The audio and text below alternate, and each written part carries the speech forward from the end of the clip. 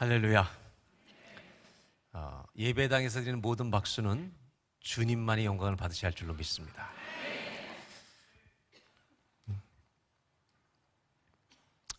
한 가지 좀 나누고 싶은 게 있는데요. 우리는 주님을 믿는 것입니까? 믿는 척하는 것입니까? 믿는 거예요? 믿는 척하는 거예요? 아멘. 가끔 믿는 척할 때도 있죠. 저는 요즘에 이런 생각을 합니다. 이 기독교 신앙이, 기독교인들이 이 세상의 이 시대에 거센 도전을 받고 있다는 겁니다. 세상은 우리에게 질문하고 있습니다. 너희가 믿는 하나님이 살아계시냐? 너희가 믿는 하나님이 진짜냐? 하나님이 전능하시냐? 하나님이 선하시냐? 세상은 그렇지 않다는 겁니다.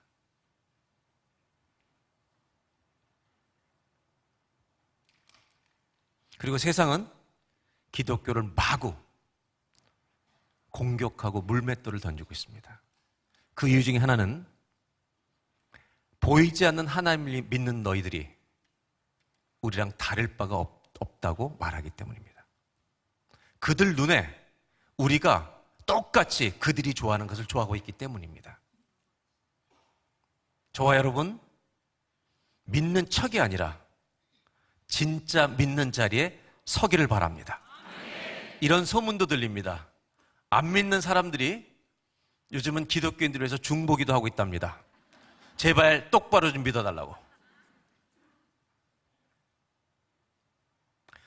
여러분, 우리는 진짜입니까? 오늘 저는 말씀을 나누기 전에 몇 가지 질문을 좀 하려고 합니다. 참된 믿음을 가지기 위해서. 첫 번째 질문은 믿음은 어디에서 오는 것입니까? 믿음의 근거가 어디입니까? 믿음의 출처가 어디입니까? 느낌으로 믿는 게 아닙니다. 기적으로 믿는 게 아닙니다. 물론 기적이 일어나면 하나님을 믿는 데 도움은 됩니다. 성경은 믿음의 출처를 정확히 밝히고 있습니다. 이걸 알아야 우리 믿음이 추상적으로 가지 않습니다. 믿음이 추상적인 사람이 너무 많습니다. 가졌는데 발휘가 안 되는 겁니다. 한번 저를 따라 하실까요? 믿음은 들음에서 나며 들음은 하나님의 말씀으로부터 말미암느니라. 믿음은 어디서 난다고요? 들음에서. 뭘 들을 때? 말씀. 믿음의 정확한 출처는 말씀이어야 합니다. 그래야 실제적인 믿음을 가지는 것입니다. 만약에 말씀을 모르면, 느낌 따라 믿으면 기복이 너무 심해지는 겁니다. 저와 여러분의 믿음이 말씀 위에 서 있길 바랍니다. 말씀을 정말, 이 약속의 말씀을 깨닫고 믿어야만 그 믿음은 구체적인 것이 되고 실제적인 것이 되고 여러분 역사하는 믿음이 될 줄로 믿습니다. 더 쉽게 얘기를 들어볼게요. 1,000만 원짜리 수표를 한돌된 애기한테 주면 어떻게 하겠습니까? 그리고 낙서하다가 찢어버리겠죠. 저에게 누군가 주면 제가 아내를 줄 것 같습니까? 저 혼자 몰래 은행에 넣을 것 같습니까? 모르겠지만 한번 짐작을 해서 어떻게 할 것 같아요? 네, 그러니까 헌금할 거라고 얘기하는 분은 아무도 없네요. 여러분은 어떻게 하실 겁니까? 이거를 정말 가장 소중한 곳에 아니면 자기 어떤 비밀 창고에 넣어서 관리하겠죠. 왜 똑같은 1,000만 원을 아이와 어른은 다르게 반응하는 것입니까? 왜 아이는 찢는 것입니까? 가치를 모르기 때문입니다.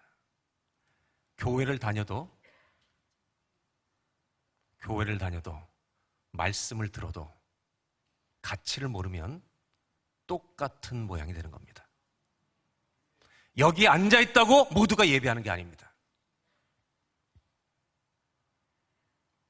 하나님을 정말로 믿지 않으면 우리는 종교인이 되어버립니다.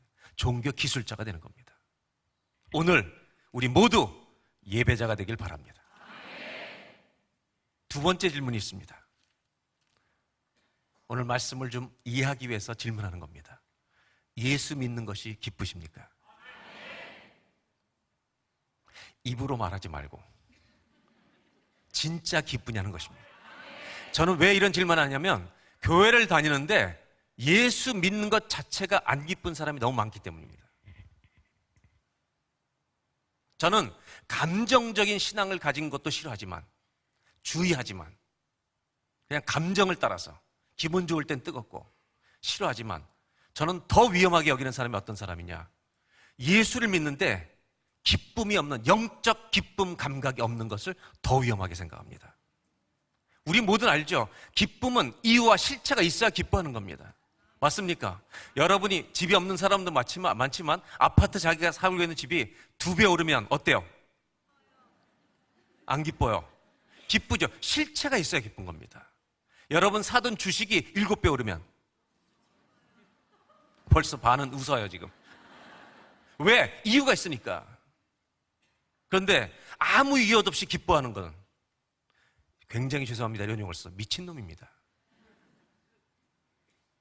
예수를 믿는데 안 기쁜 사람은 이유가 뭘까요? 주님이 누군지 모르시기 때문입니다. 어떻게 아는데 모를 수가 있습니까? 안 기뻐할 수가 있습니까? 기독교가 회복해야 될 것이 있습니다. 주님을 놀라워할 줄 알아야 합니다. 그분이 누군지 알면, 그분을 경외한다면 매일 놀라야 합니다. 여러분, 그분이 누구를 지었느냐? 우리를 지은 겁니다. 여러분, 거울을 아침마다 보실 때마다 있잖아요. 보고 놀라시기 바랍니다. 잘생겨서 놀라지 말고 나같이 이런 존재를 주님 만드셨구나.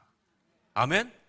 그래서 여러분, 거울을 볼 때마다 아침마다 하나님의 형상을 따라 눈도 작지만 키도 작지만 이 기가 막힌 존재를 창조하신 하나님을 찬송합니다. 아멘? 매일 거울을 보고 놀라워하시길 바랍니다. 옆 사람하고 한번 인사해 볼까요? 저를 보고 놀라지 않으셨습니까? 한번 인사하겠습니다. 이제부터 놀라시길 바랍니다. 아멘? 저는 뜬구름 잡는 얘기를 하는 게 아닙니다. 기독교인들이 기뻐하지 않는 이유는 주님을 몰라서 그렇습니다. 저는 그래서 우리 교인들한테 이런 얘기를 나눈 적이 있습니다. 내가 10년 이상 교회를 다녔는데 다른 1억, 1,000만 원에는 모든 감각이 살아있는데 하나님 아버지의 이름을 불러도 아무런 감동이 없고 영적 감각이 죽어있는 채 10년을 교회 다닌다면 제가 제발 부탁하는데 교회를 떠나달라고. 교회를 제발 나가라. 그리고 너 멋대로 살다가 정말 주님이 필요할 때 돌아와라. 다 교회로 오라고 하는데 저는 떠나달라고 부탁합니다. 나가라 교회를. 아무런 느낌 없는데 뭘 자꾸 교회를 나오냐.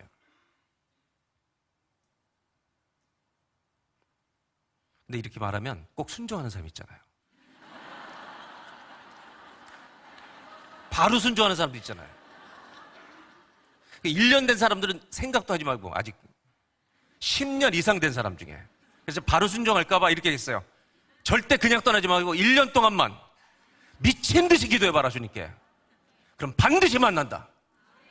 전심으로 찾고 찾으면 나를 만나리라. 왜? 하나님은 시퍼렇게 살아계시기 때문입니다. C.S. 루이스는 이렇게 말합니다. 이 세상은 그림자 땅이다. Shadow Land. 그림자 땅이다. 우리가 기뻐하는 모든 것들 안에 여러분 슬픔이 깃들어 있다는 겁니다. 왜요?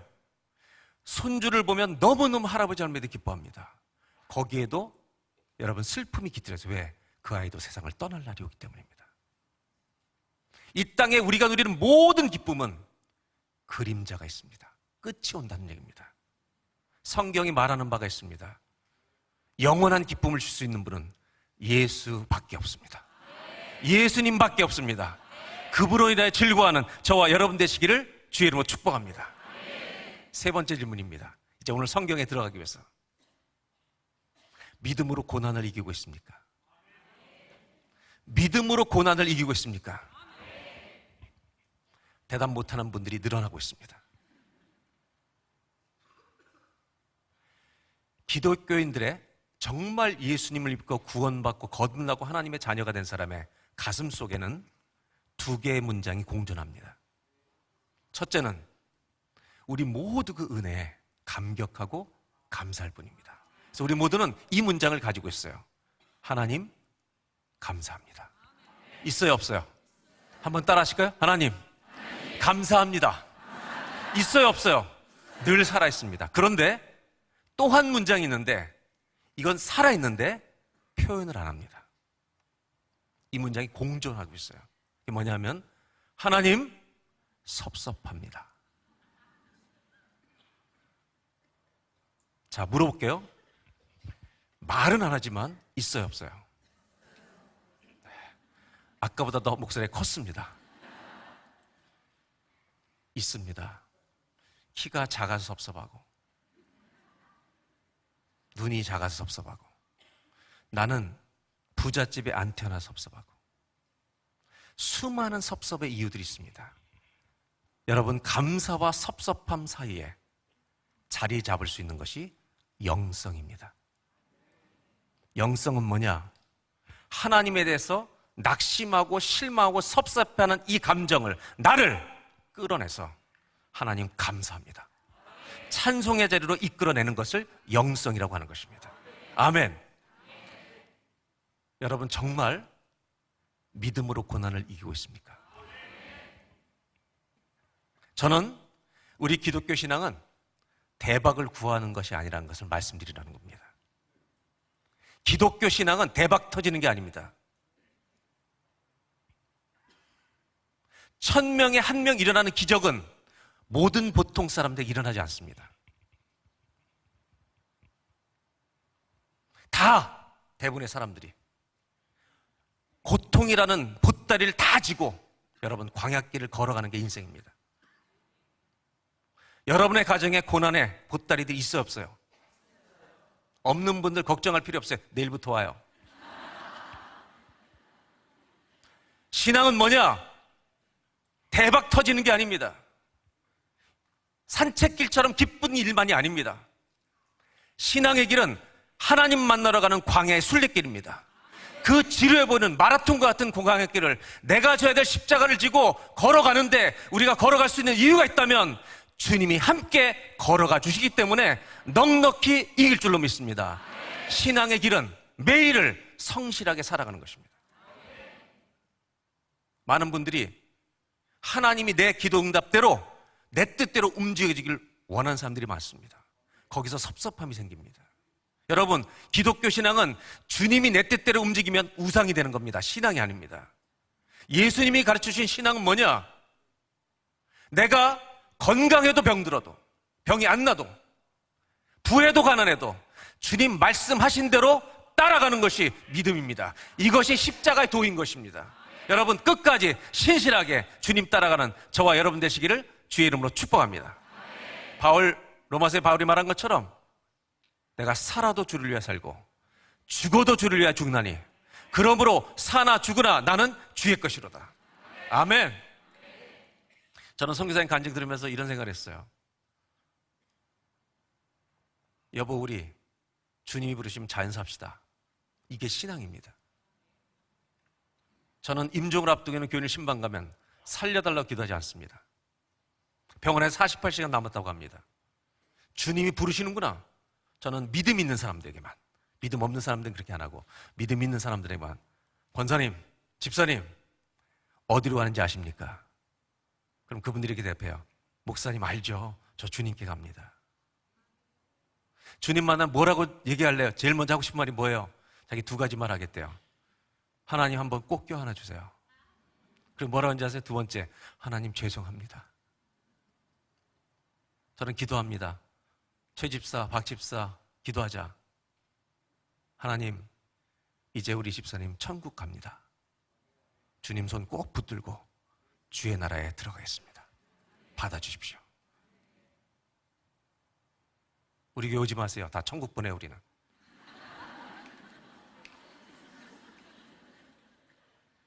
함부로 오지 마세요.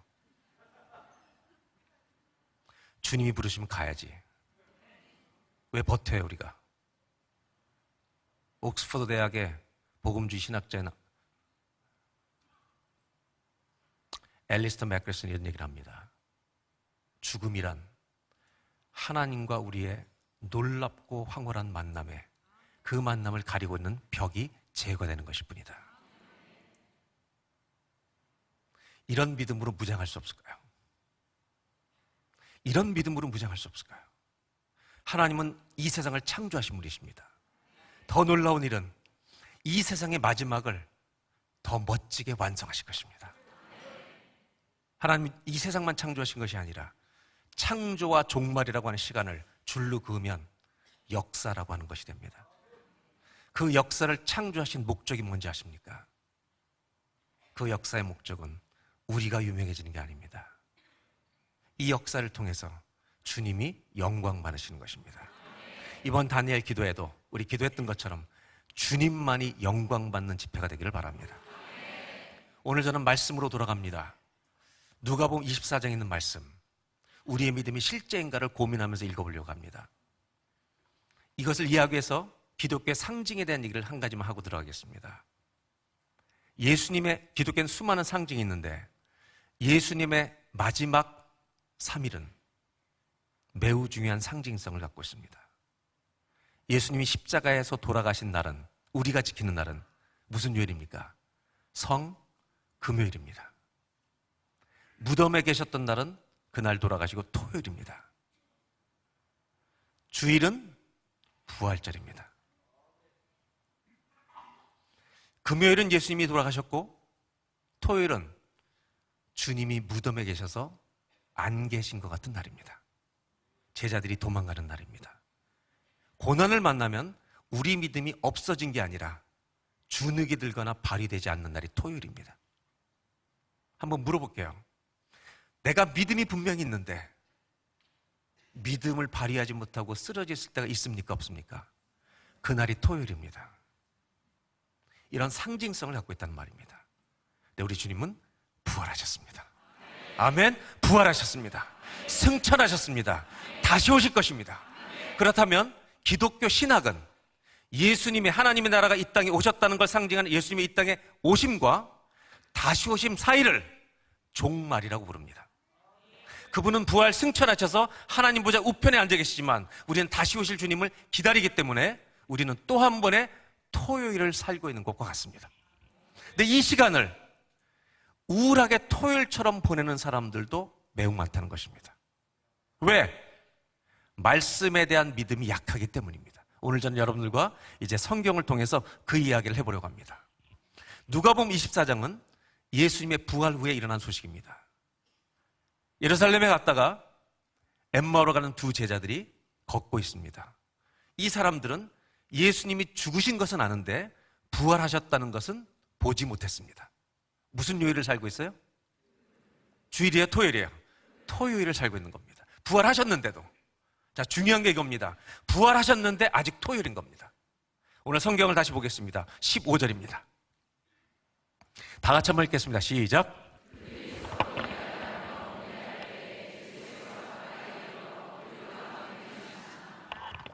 이들은 부활하신 걸 모르는데 예수님께서 매우 가까이 옆에 서서 그들과 뭐하고 있다고요? 동행하시나. 누가 동행하신다고요? 예수님이 동행해 주시는데 16절을 보겠습니다. 다 같이.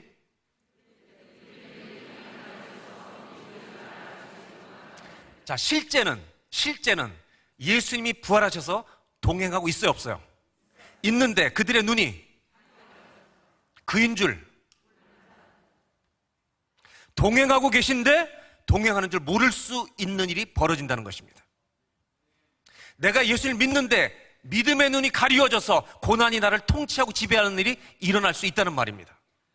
그래서 토요일을 살 때가 우리 안에 많고 있을 수 있다는 것입니다. 이들이 슬퍼하는 이유는 하나입니다. 주님이 십자가에서 돌아가신 채 무덤에 계시기 때문입니다. 부활하셨다는 소문은 많이 들리는데 답답해 죽겠어요. 본 적이 없기 때문입니다. 걸어주시는데 눈이 가려졌다고 말합니다. 여러분, 우리의 믿음의 눈이 가려질 때가 있습니다. 주님이 안 보일 때가 있습니다. 수많은 고난의 이유 때문에, 상황 때문에 믿음이 없는 게 아니에요. 발휘가 안 되는 것입니다.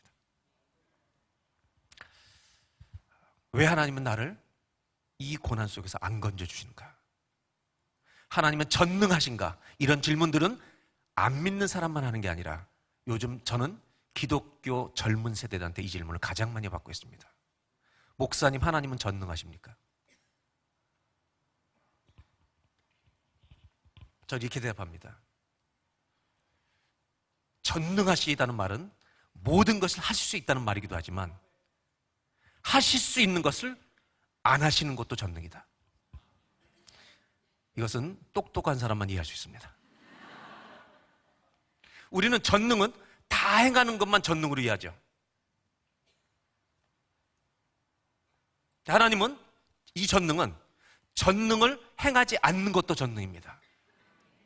예수님은 십자가에 달려 돌아가실 때 손에다 못을 박은 사람들과 허리에 창을 찌른 사람들을 째려만 봐도 죽이실 수가 있었습니다. 전능하신 분입니다.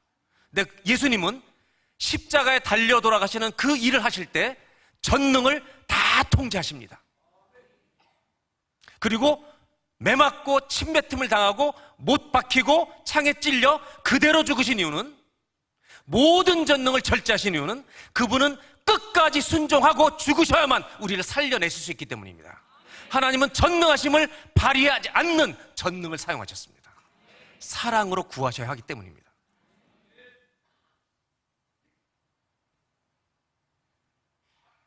우리의 전능의 개념은 아주 재밌어요. 내가 주인입니다. 내 뜻대로 안 해주시면 전능하지 않다는 겁니다. 여러분, 주님은 전능하십니다. 내가 망해도 전능하십니다. 내가 병이 낫지 않아도 그분은 전능하시고 온 땅의 구원의 역사를 오늘도 이루어가고 계십니다. 아멘. 왜? 이 역사라는 시간 자체의 목적이 그분의 영광을 위해 있기 때문입니다. 우리 모두는 이 역사 속에 마침표를 찍는 사람들도 아니고 주인공으로 등장하는 사람들도 아니고 컴마를 찍으면서 그 영광을 위해 살다가 주 앞에 가는 것일 뿐입니다. 저는 하나님께 이런 질문한 적이 있어요. 하나님, 인생이 뭡니까? 이런 질문했어요. 인생이 뭡니까? 주님이 재미있는 어린 시절의 기억을 생각나게 하셨어요. 제가 어린 초등학교 시절에 어머님이 저녁 전에 콩나물과 두부 사오거라. 그리고 돈을 받고 가게를 갑니다. 이 콩나물과 두부를 사러 가는 어린아이의 길에 유혹이 너무 많습니다. 제가 그 당시에 제일 좋아했던 게 그때 나왔던 누가봐 50원. 근데 저걸 사 먹고 싶은데 저걸 사 먹는 순간 이걸 못 사, 심부름을 완성을 못 하는 거죠. 근데 사실은 더 좋아하는 게 있었는데 비싸서 먹을 생각을 안 했어요, 그때는. 그게 뭐냐면 12시에 만나요예요. 12시에 만나요 뭐예요? 요 대답을 한 인간들은 다 50이 넘은 인간들입니다. 저는 그거를 사 먹는 순간 이걸 못 사니까 그 모든 유혹을 물리치고 콩나물과 두부를 사러 갔을 때 그 승리한 감격. 어머니 심부름했습니다. 그 장면을 기억나게 하시면서 주님이 이런 얘기를 해주셨어요. 인생이 뭔지 아니? 내가 너에게 부탁한 심부름을 잘하고 나한테 돌아오는 거야. 인생은 우리 하나님 심부름하러 온 겁니다. 예? 옆 사람한테 한 번 더 인사하실까요? 심부름 잘하고 천국 가십시다.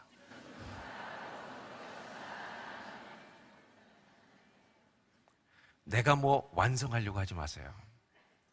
우리 모두는 마침표가 아니에요. 마침표는 주님만이 찍으시는 거예요. 우린 전부 다 조연이에요. 주님만이 주인이세요.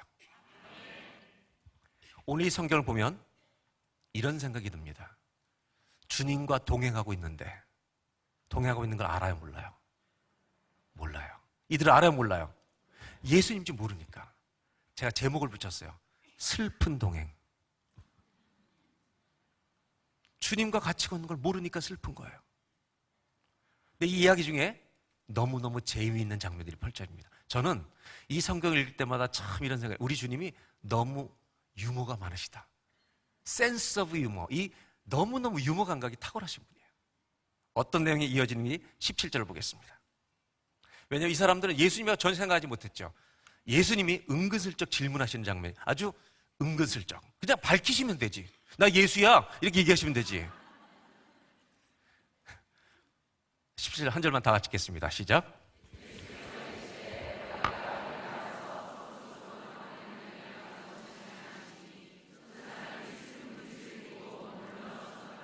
자, 예수님이 이들이 뭐 때문에 슬퍼하는지 알아요, 몰라요? 아시면서도 바로 안 가르쳐주고, 너 뭐 때문에 이렇게 무슨 얘기 나누는 거야? 자, 얼마나 우리 주님이 재밌으신 분이에요. 그랬더니 이 사람들이 하는 얘기가 너무 재밌어요. 18절. 그 한 사람 글로바라고 하는 자가 대답하이르되 당신이 예루살렘에 체류하고 지금 내려오면서도 요즘 거기서 된 일을 왜 당신만 몰라? 저는 성경에 예수님 책망하는 책망하는 사람 처음 봤어요. 예수님 뭐라고, 왜 당신만 몰라? 예수님 죽은 거 몰라? 왜 공감이 안 돼, 너는? 누구한테? 우리가 이러고 있는 거예요. 주님이 동행 가시는데 모르고 왜 당신만 몰라? 내가 힘든 걸. 이런 일이 우리 집에서도 벌어지고 있다는 거예요, 지금. 부활인데도, 부활하셨는데도 토요일을 사는 거예요. 거기는 아멘 하면 안 되지. 정신없이 아멘을 해. 아멘을 할 때 해야지.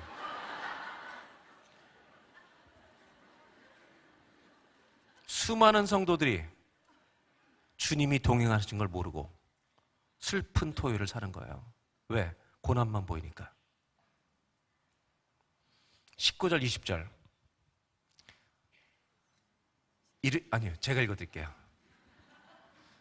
이르시되, 예수님이 무슨 일인데? 또 모르는 것처럼 물어보시는 거예요. 이르되 나사렛 예수 일이, 누구 앞에서 얘기를 하는 거예요? 누군지 모르니까 예수님 앞에서 예수님 얘기를 하는 거예요. 그는 하나님과 모든 백성 앞에서 말과 일에 능하신 선지자이거늘. 그 다음 절 다 같이.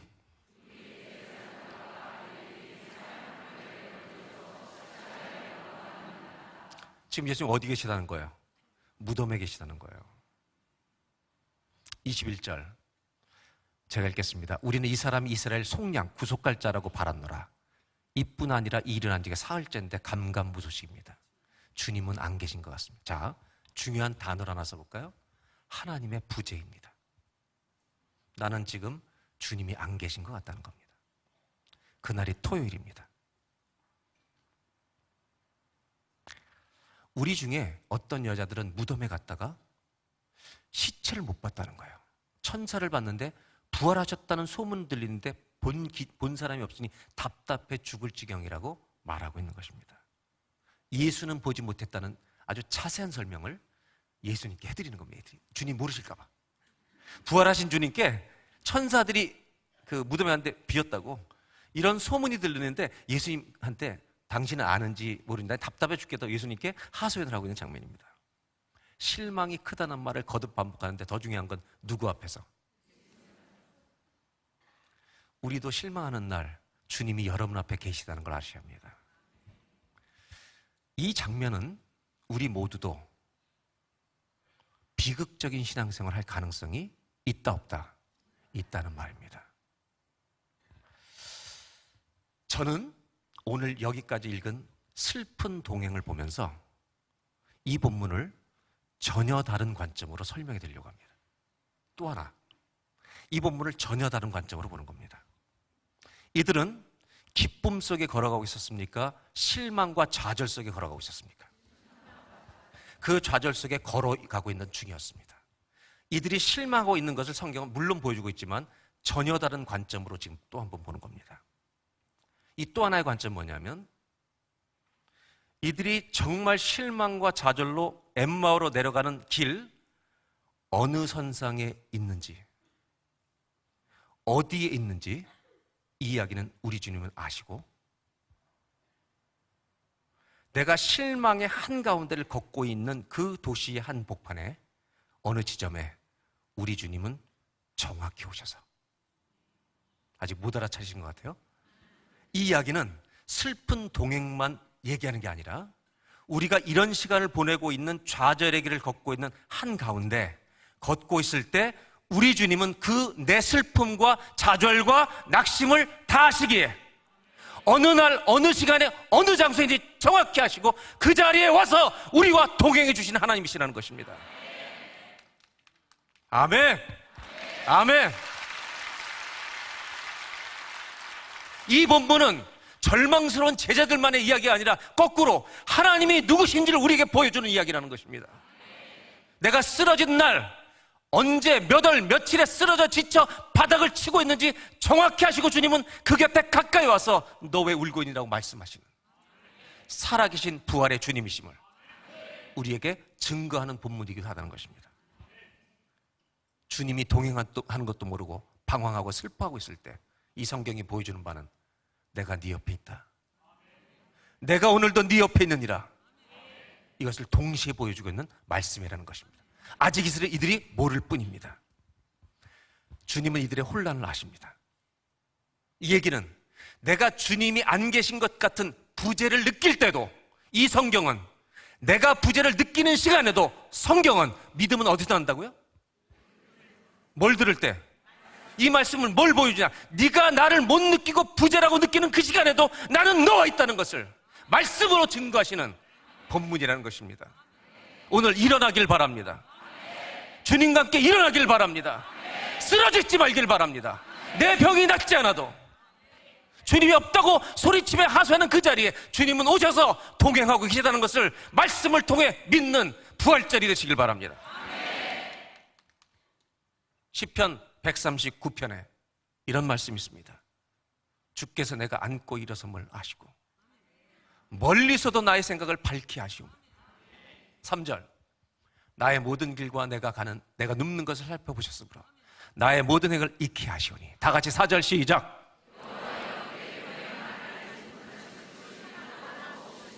아멘. 우리가 믿는 주님은 이런 분이기 때문에 여러분 매일 놀라셔야 합니다. 아멘. 저는 그래서 이런 걸 좋아해요. 예배드리기 전에 하나님께 박수부터 치고 예배드리자. 왜? 주님이 여기 계시기 때문에. 그 놀라우신 주님이 여기 계시기 때문에. 아멘. 박수 한번 치고 설교도 할까요? 네. 아멘. 주님은 여기 계십니다. 이제 예수님은 이들에게 자신을 알려주시기 하십니다. 어떻게 알려주시냐? 24장 25절로 27절입니다. 제가 읽어드릴게요. 이르시되 엠마오의 두 제자에게 말씀하십니다. 미련하고 선지자들이 말한 모든 것을 구약 성경에 주님이 오신다는 이야기, 죽었다가 다시 사신다는 이 모든 이야기, 이것을 마음에 더디 믿는 자들이요. 여러분 믿지 않으면 발휘할 수가 없어요. 주님이 죽었다가 사시겠다고 말씀하셨는데 못 믿는 거예요. 그 다음 그리스도가 이런 고난을 받고 자기의 영광에 들어가야 할 것이 아니냐, 이 말씀을 해주셨기 때문에 너희 믿어야 되는 거 아니냐.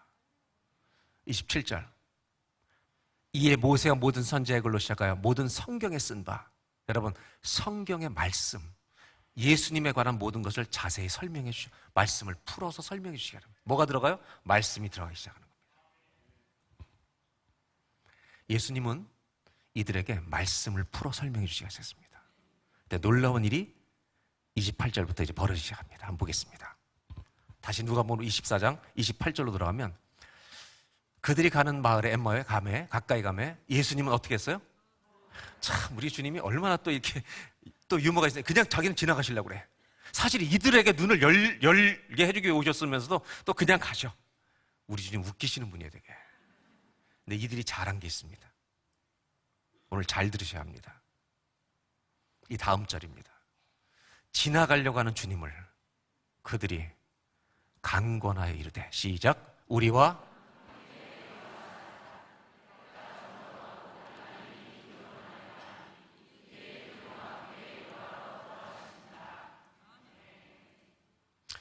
우리 집이 한국 문화와 좀 맞으시는 게 있어요. 우리 어렸을 때 남의 집 가면 밥 먹고 왔니? 먹었습니다. 안 먹었습니다. 그렇게 얘기해요. 3번 물어볼 때까지. 3번 물어보시면 친구 어머님이 예, 안 먹고 왔습니다. 그래야 밥 얻어 먹습니다. 우리 집은 그냥 지나가는 척 하시다가 강권한 거예요. 여러분 주님 붙드셔야 합니다. 오늘 밤 주를 붙드는 밤이 되길 바랍니다. 주님, 저를 지나가시면 안 됩니다. 저 만나 주셔야 합니다. 오늘 제 인생에 오셔야 합니다. 여러분, 이들이 잘한 게 뭔지 아세요? 주님을 붙든 거예요. 근데 우리 주님은 지나가는 척 하다가 마치 끌려 들어가시듯이 그래. 여러분, 이게 뭔지 아세요? 주여라고 부르면 주님은 바로 오십니다. 주님을 부르짖는 성도들을 못 지나치시는 분이 우리 주님이십니다. 오늘 우리가 주여 부를 때 주님이 옆에 오실 것입니다. 아멘. 들어가신 겁니다. 그 다음에 31절입니다. 다 같이 30절 31절 둘러 시작.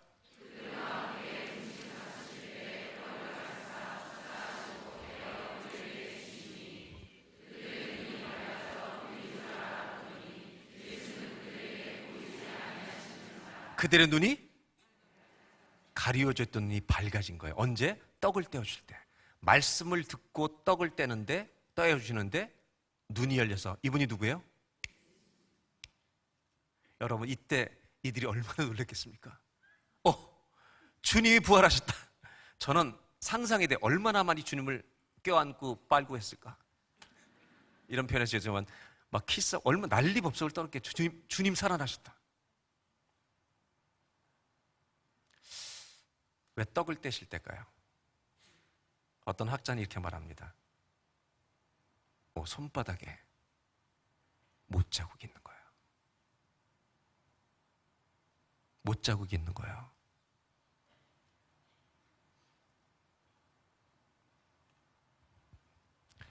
성경은 눈이 가려졌다, 눈이 밝아졌다, 수동태로 표현합니다. 이 모든 사건을 주도하고 계신 분이 우리가 아니라 주님이십니다. 이 모든 오늘의 집회도, 21일간의 집회도 우리가 주도하는 게 아닙니다. 주님이 주도하고 계십니다. 거기에 우리는 참여하는 복을 누리는 것뿐입니다. 아멘. 하나님의 역사에 우리는 들어오는 것입니다. 그런 집회가 되길 바랍니다. 이들이 부활의 주님을 만납니다. 너무 웃긴 게 있습니다. 31절 다시 보겠습니다. 다 같이 시작.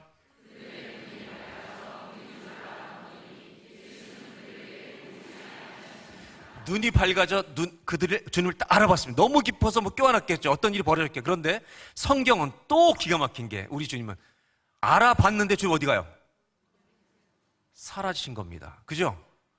우리 주님은 정말 이게 센스예요. 뭐예요 이게? 왜 떠나셨을까요?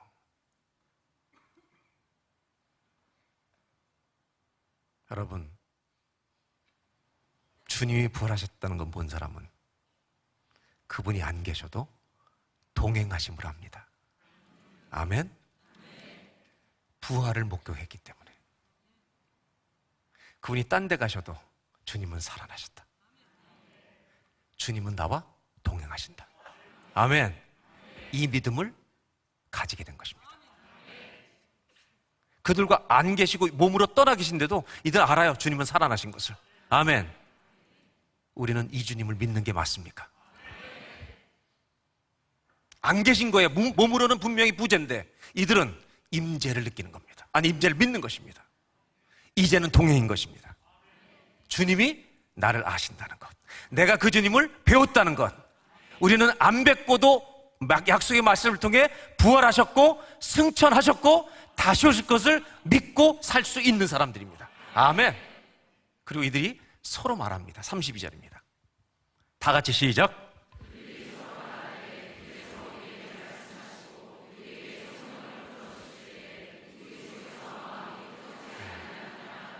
이들이 이런 얘기를 해요. 주님을 알아본 다음에 서로 다시 고백을 하길. 야, 우리가 언제 뜨거워졌지? 그분이 뭘 풀어주실 때? 말씀을 풀어주실 때. 맞지? 이 약속대로 하시는 거지. 이 말씀은 이루어지는 거지. 여러분, 하나님 말씀하시면 그대로 되니라. 빛이 있으라 하시면 빛이 나와야 되는 거고, 나사로야 나오너라 하면 죽은 자가 무덤에서 뚜벅뚜벅 걸어 나와야 하는 것이고. 왜? 죽음보다 큰 자가 말씀하시니까 죽음을 뚫고 나오는 거죠. 우리는 이런 주님을 믿니 하는 거예요. 나서라 나오너라. 죽은 자가 나와야 돼. 왜? 죽음보다 크시니까 말씀하시니까요. 이 주님을 믿는 거죠, 우리는. 그런데 이들이 뭐라고 말하냐면, 우리가 그분이 말씀을 풀어주실 때 우리 마음이 뜨거워지지 않더냐, 믿음이 생기지 않더냐. 여러분, 말씀이 불이라는 걸 아셔야 합니다. 말씀 안에 불이 있습니다. 말씀 안에 능력이 있습니다. 말씀을 믿으면 그대로 되는 것입니다. 아멘. 하나님 말씀하신 바는 반드시 이루실 것입니다. 약속하신 대로 살아나신 줄로 믿습니다. 이들은 이 부활의 불을 가슴에 받고 제자들이 모이는 데로 갑니다. 그리고 제자들에게 이제 베드로를 좀 만났다. 그 간증하는 현장에 이들이 갑니다. 그리고 뭐라 하냐면, 제자들이 있는 자리에서 우리가 주님을 뵀다고. 이렇게 주님이 우리와 부활하셨고 우리와 동행하셨던 사건을 증거하고 있을 때 또 주님은 기가 막히게 등장하십니다. 또 이게 얼마나 우리 주님의 센스 오브 유머인지, 정말 이 기가 막힌 유머를 갖고 계신 분인지 한번 보겠습니다. 35절로 36절입니다. 두 사람도 길에서 된 일과 예수께서 떡을 떼심으로 자기들 알려지신 것을 다 증거, 간증을 나누고 있는 그때 36절을 다 같이 읽습니다.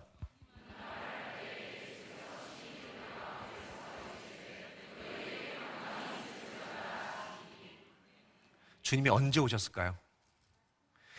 뭐 할 때 오신 거예요? 우리 주님이 부활하셨다는 선포를 하고 있을 때, 여러분, 주님이 임재하시더라는 겁니다. 무슨 얘기냐면, 우리가 이 세상의 삶 속에서 주님은 살아계십니다. 선포할 때 주의 임재가 임한다는 말입니다. 아멘입니까?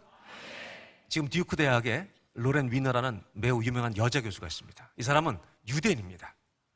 미국에서 대학원을 다닐 때 예수님을 만나서 너무너무 감격적인 신앙생활을 하고 있는 여인입니다. 이 여성 교수인데, 이 교수가 책을 하나 쓴 게 있습니다. 많은 책을 썼지만 신앙에 대한 책을 쓴 것 중에 하나가 머드하우스 안식, 진흙으로 지은 집, 진흙으로 지은 안식이라는 책을 썼는데, 이 책에서 이런 얘기를 합니다. 나는 예수 믿는 게 너무 기쁘다. 허니문, 신혼여행처럼 너무너무 기쁘다. 그런데 유대교 전통에서 잃어버린 것이 그리워질 때가 있다. 그 첫 번째가, 여러 챕터를 썼는데, 우리가 흔히 생각하는 유대교의 안식이 종교 형식으로 생각하는데 그게 아니다. 이 안식이 얼마나 중요한지 모른다. 모든 것을 멈추고 주님을 기억하는 날이다. 이게 그립다는 거예요. 우리 개신교인들은 너무 바쁘대요. 안식일, 우리로 말하면 주일인데 주일도 너무 바쁘다는 거예요. 주님을 기억하는 그 누림을 더 누리고 싶다. 그러면서 유대인들의 장례 문화를 얘기합니다. 어떤 집에 자녀가 세상을 떠날 때가 있습니다. 그러면 슬퍼요, 안 슬퍼요? 그때 찬송이 터져요? 안 터집니다. 유대인들은 처음 일주일을 매일 신방을 합니다. 그리고 그 고통과 비극을 당하고 있는 집에서 주님을 찬송하는 시편을 부르는 겁니다. 그때 그 슬픔에 있는 자는 같이 기도하는데 그 노래를 못 부른답니다.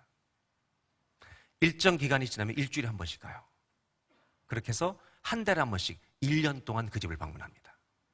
근데 매일 가다가 한 달에 한 번씩 일주일에 한 번씩 가다가 이제 마지막에 한 달에 한 번씩 가는데, 이렇게 일주일에 한 번씩 가다 보면 이런 일이 벌어진대요. 하나님을 찬송할지로다. 이렇게 찬송하는 믿음에 동행하는 사람들이 부를 때 어느 날 비극에 있던 사람이 일어나게 되는 줄로 믿습니다. 하나님을 찬송한다고 일어난다는 거예요. 여러분, 무슨 말인지 아세요? 믿음의 한 사람이 어려움을 당하고 있는 사람, 내가 어려움을 당할 때 마찬가지죠. 내가 이 비극 속에 있지만, 병 속에 있지만 나는 하나님을 찬송합니다 하고 일어서면, 주님을 높이면 비극 속에 있는 사람이 또 일어나는 역사가 일어날 줄로 믿습니다. 왜? 이분에게는 하나님의 임재가 주께서 역사하시기 때문에. 오늘 예배 기도하고 찬송할 때, 또 기도할 때 여러분, 하나님의 임재가 충만하여 쓰러진 자들이, 토요일을 살던 자들이 일어나는 오늘 집회, 오늘 저녁 되시기를 주의 이름으로 축원합니다. 아멘. 그리고 나서 이제 이 성경의 마지막 이야기로 흘러갑니다. 제자들에게 다 나타나시고 누가 보면 마지막에 어떻게 끝나는지 여러분 보려고 합니다. 사실 오늘 이 얘기를 하려고 여태까지 설명한 것입니다. 모든 제자들에게 다 다 이성의 선물 머물라고 말씀하시고 24장 50절로 53절에 주님이 이들과 헤어집니다. 승천하십니다. 보겠습니다. 50절 제가 읽어드릴게요. 예수께서 그들을 데리고 베다니 앞까지 나가사 손을 들어 그들에게 축복하시더니 축복하실 때 그들을 떠나 어디로 올라가셨어요? 이걸 우린 뭐라고 그래요? 승천입니다.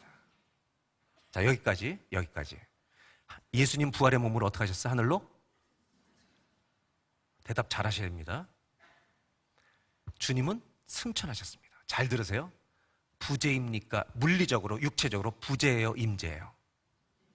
주님이 부재예요, 임재예요? 육체적으로. 너무 영으로 생각하지 말고 육으로. 육으로. 예. 부재, 임재예요. 부재입니다. 이 다음 절이 놀랍습니다. 주님은 몸으로는 부재이십니다. 그 다음 절을 보겠습니다. 그들이 그에게 경배하고 큰 기쁨으로 예루살렘에 돌아가 53절 시작. 저는 오늘 이 구절을 읽어드리기에 여기까지 설명하고 온 것입니다. 그분은 승천하셨는데 육체적으로 우리와 함께 계시지 않는데 기쁨으로 다 모여서 한번 따라하시죠. 늘 성전에서 하나님을 찬송하니라. 다시 한번 줄여서 늘 찬송하니라.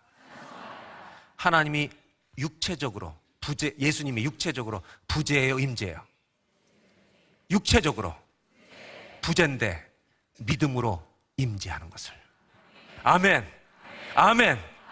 여러분, 이들이 늘 찬송하는 이유는, 고난이 와도 성전에 늘 찬송할 수 있는 이유는, 여러분의 가정에서 일터에서 문제 속에서 찬송할 수 있는 이유는, 그분이 승천해서 다시 오실 날을 기다리는 토요일 같은 시간을 살지만 그분이 부활하셔서 우리와 오늘도 동행하신다는 믿음의 임재를 가지고 살기 때문에.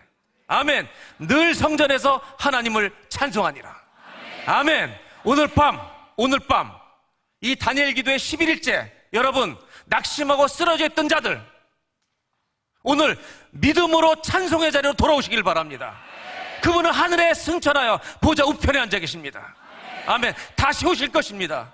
그분은 떠나셨지만 우리는 그분이 영적으로 우리와 동행하고 임재하고 우리 안에 계심을 믿습니다.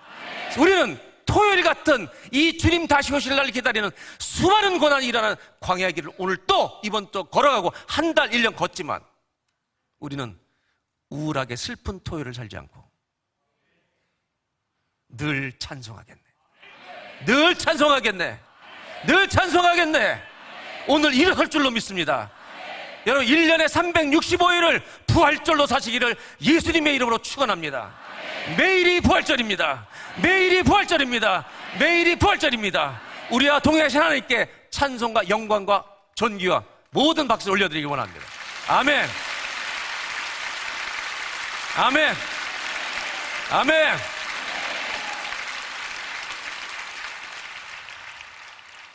신앙이란 주님과의 영원한 동행입니다. 그래서 오늘 마지막으로 저는 성경 구절 하나 읽으려고 합니다.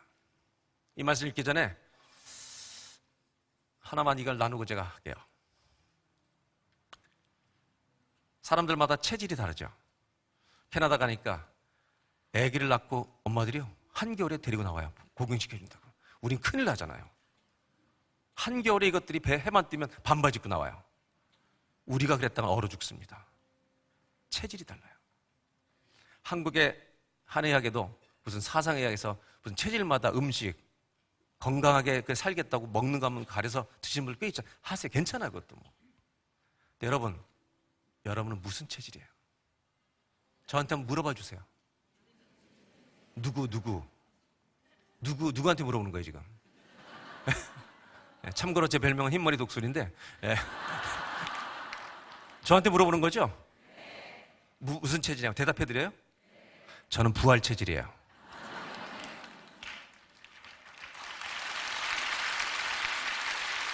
저는 부활 체질이에요.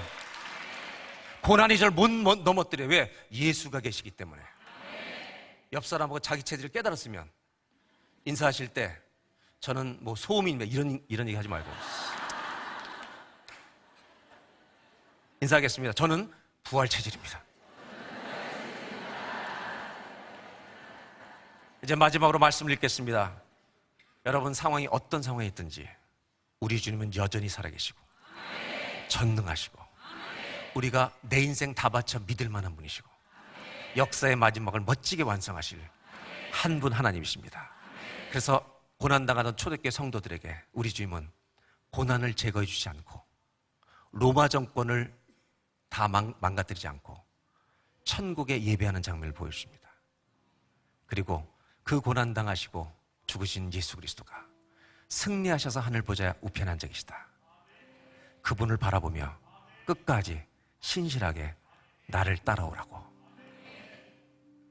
저는 요한계시록 5장 12절 13절을 같이 읽겠는데요. 13절에 돌릴지어다까지만 읽겠습니다. 아시겠죠?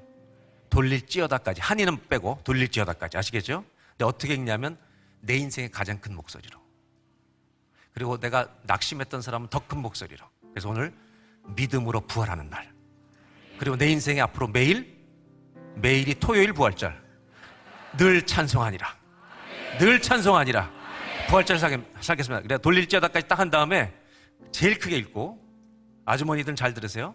제일 크다는 말은 남편들을 야단칠 때보다 더 큰 목소리로 하라는 얘기예요. 다 돌릴지어다까지 하고 아멘을 3번. 그리고 초대교회 성도들은 아멘 할 때 박수를 치면서 아멘 했대요. 그래서 우리가 돌릴지어다 한 다음에 아멘 3번 하고 3초만 하나님께 영광의 박수를 딱 올려드리고 찬양팀이 박수를 치는 순간에 예수 나의 참성왕 찬양을 같이 쫙 부를 겁니다. 됐죠? 시작!